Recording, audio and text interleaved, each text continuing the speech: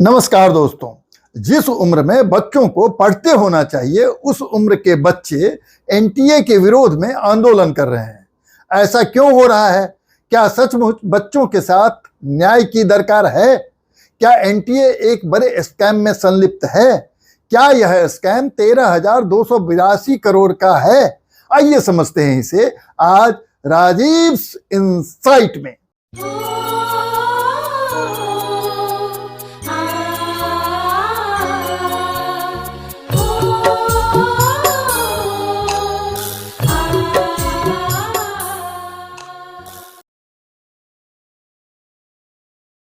2024 में medical field में जाने के लिए 24,06,079 बच्चों ने रजिस्टर किया, जिसमेमें से 23,33,297 बच्चे नीट के एग्जाम में अपीयर हुए और 13,16,268 बच्चे जून के रिजल्ट में क्वालिफाई किए।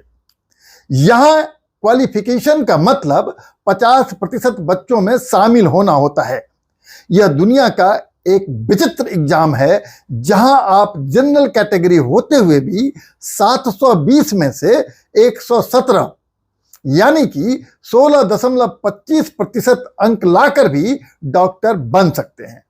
SC ST के लिए यह 2022 में 93 यानी कि 12.91% था, जो कि कुल बच्चे का 60% होता है।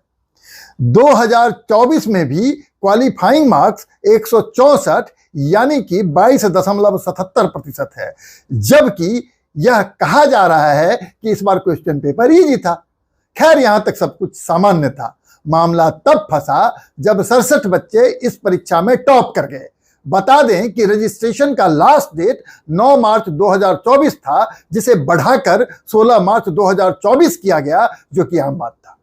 खास बात यह था कि अप्रैल 9 और 10 को यह रजिस्ट्रेशन विंडो फिर से खोला गया और 72,782 बच्चों ने फिर से रजिस्ट्रेशन किया।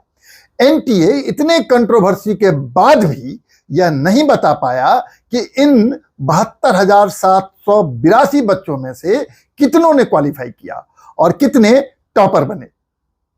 अगर टॉपर बने तो यह नीट स्कैम का पहला कदम था। इस बात को समझने के लिए बोर्ड के डाटा को समझिए। यकीन मानिए, आप भी इसे घोटाला समझने लगेंगे, आप भी इसे स्कैम समझने लगेंगे, भले ही यह एनटीए या हायर हायरार्की को नहीं दिख रहा हो। आपको बता दें कि अभी तक की जानकारी के अनुसार देश के 707 मेडिकल कॉलेज के 1,09,848 मेडिकल सीट पर MBBS के लिए एडमिशन होना है। इसमें से 386 सरकारी कॉलेज के 55,880 MBBS सीट पर दाखिला प्रायः नॉमिनल फीस यानी कुछ हजार नहीं तो अधिकतम 1.5 लाख प्रतिवर्ष पर होता है, यानी अधिकतम खर्च 4 से 5 लाख रुपए। जबकि अगले 321 प्राइवेट मेडिकल कॉलेज के 53,968 सीट पर यह फीस 40 लाख से 1.5 करोड़ तक जाती है। और तो और, अगर आपका कोई NRI स्पॉन्सर है तो आपको नीट क्वालिफाई करने की जरूरत भी नहीं है, बस आपके जेब में 1.5 से 3 करोड़ रुपए चाहिए। ऐसे में अगर कोई एजेंट आपसे कहे कि आप 2-4 लाख देकर मुझसे रजिस्टर करो और आपके बच्चों को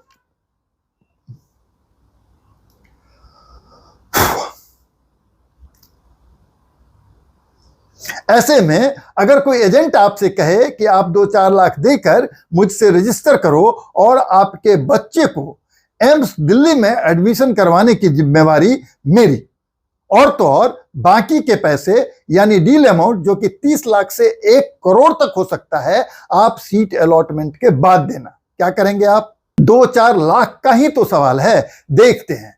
हो सकता है कि आप डिसीजन न लें, लेकिन बच्चों को MBBS में एडमिशन करवाने वाले बहुत सारे अभिभावक तो मिल ही जाते हैं। हां, आप पूछ सकते हैं कैसे? एजेंट बताता है एनटीए वाले मिले हुए हैं जी।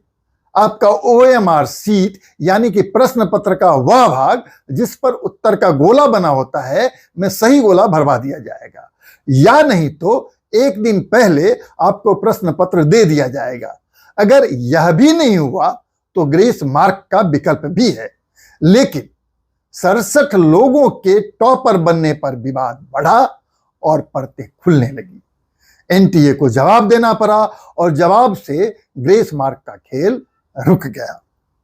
अब एनटीए से स्वघोषित ग्रेस मार्क पाने वाले 1563 बच्चों का रीटेस्ट जून 23 को होगा। रिजल्ट 30 जून को सामने आएगा। काउंसलिंग 6 जुलाई से शुरू होगा। पर क्या आपको लगता है सिर्फ 1563 बच्चों को ग्रेस मार्क्स मिला है? मुझे नहीं लगता। आइए ऊपर वाले डाटा को और गहराई से समझते हैं और इसमें एक रेंज फिक्स करते हैं 620 से 720। यह वही रेंज है जिस नंबर पर पिछले कुछ सालों से सरकारी मेडिकल कॉलेज में दाखिला होता रहा है। एलिन कोचिंग के डायरेक्टर ब्रजेश माहेश्वरी के अनुसार 2023 में इस रेंज में पास करने वाले बच्चे थे 13,991, जो कुल अपीयर हुए बच्चों का मात्र 0.60% था। यह 2024 में बढ़कर 58,263 हो गया, जो कुल अपीयर हुए बच्चों का 2.50% था। वाह, कोई बात नहीं, इस बार बहुत सारे इंटेलिजेंट बच्चे आ गए। परंतु रुकिए, अगर तेज बच्चे आए तो सभी रेंज में आने चाहिए। चलिए अब दूसरा रेंज लेते हैं, 520 से 620, जिसका फीस प्रायः 50 लाख से ऊपर होता है। ब्रजेश माहेश्वरी के अनुसार ही 2023 में इस रेंज में पास करने वाले बच्चे थे 91,001, जो कुल अपीयर हुए बच्चों का 4.46% था।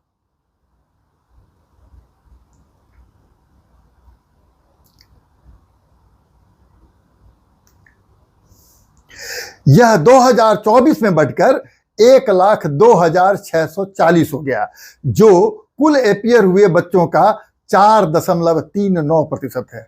अरे, यह घट क्यों गया? इंटेलिजेंट बच्चे किधर गए? क्या लगता है आपको? क्या यह 58,263 घटा 13,391 कुल जमा 44,272 बच्चों को बीच में लाया गया? नहीं लगता। और अगर इस 44,272 को एवरेज 30 लाख पर डील के हिसाब से जोड़ा जाए तो आता है 13,282 करोड़। तो क्या यह 13,282 करोड़ का स्कैम नहीं है? ऊपर से क्या यह संयोग है कि पहले से निर्धारित 14 जून के बजाय रिजल्ट लोकसभा इलेक्शन के रिजल्ट के दिन दिया गया? क्या यह ध्यान भटकाने के लिए लिया गया कदम नहीं था? क्या नीट परीक्षा के मात्र 26 दिन पहले 2 दिन के लिए रजिस्ट्रेशन ओपन करना महज एक संयोग था? क्या गुजरात बिहार में प्रश्न पत्र लीक एक सामान्य घटना है?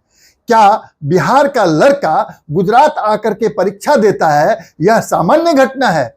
क्या छज्जर के एक स्कूल प्रिंसिपल के द्वारा देरी नहीं होने के सूचना देने के बावजूद भी ग्रेस मार्क्स देना महज एक संयोग है? ऐसे कितने ही सवाल हैं जो अनुत्तरित हैं, जो एक स्कैम की तरफ इशारा नहीं करता।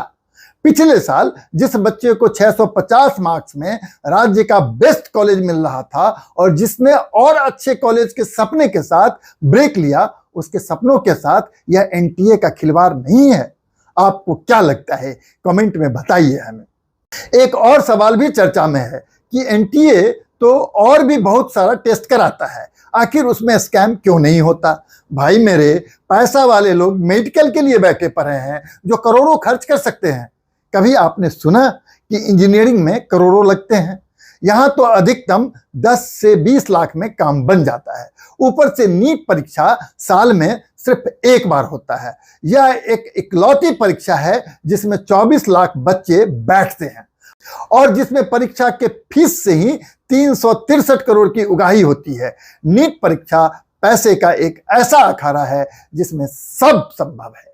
तब तो 4 बच्चे को ग्रेस देकर 720 का टॉपर बनाया जाता है और तो और 44 बच्चों को पुराने सिलेबस के अनुसार सही उत्तर बताकर 720 का टॉपर बनाया जाता है। नॉर्मली विवादित प्रश्न को डिस्कार्ड किया जाना चाहिए, पर क्या यह नहीं लगता कि डील पूरा करने के लिए 44 बच्चों को 5 अतिरिक्त अंक देकर एम्स के लिए एलिजिबल करने की कोशिश की गई? यह विश्व में यूनिक टेस्ट है जहां आप पूरे मार्क्स लाकर भी वहां के एपेक्स कॉलेज में एडमिशन नहीं ले सकते। धन्य है भाई आप एनटीए यानी कि नेशनल टेस्टिंग एजेंसी। धन्यवाद। कृपा कर चैनल को सब्सक्राइब कर बेल आइकन जरूर दबाएं, जिससे मुझे आपके लिए खुद को पढ़ने और आपको बताने के लिए ऊर्जा मिलती रहे। साथ ही वीडियो अच्छा लगा तो लाइक और नहीं अच्छा लगा तो डिसलाइक अवश्य करें, जिससे हमें आपका पसंद पता चले और मैं आपके पसंद का वीडियो बना सकूं। फिर से एक बार धन्यवाद।